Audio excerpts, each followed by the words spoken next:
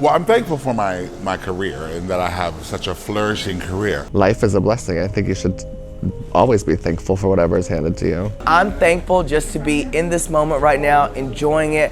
I'm thankful for, knowing who I am and being unafraid to share that with other people. I'm thankful for the limbs on my body that they're working and rotating. My brain hasn't turned to mushy bananas, that I have a really cool family and awesome friends and wonderful fans.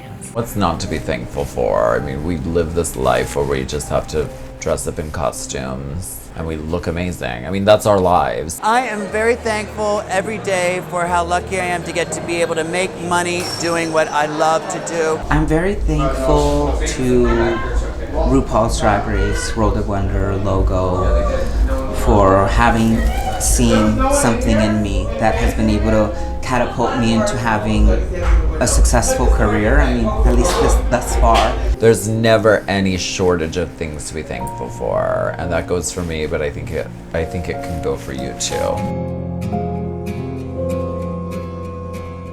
What am I most thankful for that I probably should not be thankful for? Food delivery apps. My schedule. Valtrex. Popeye's spicy chicken. Reese's cereal, but with coconut milk. Eating.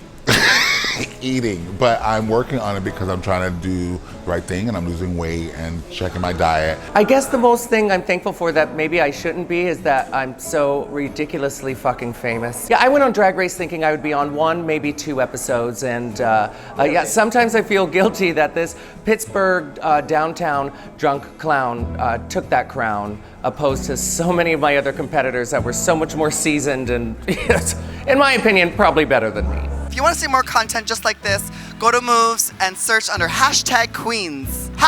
#Queens!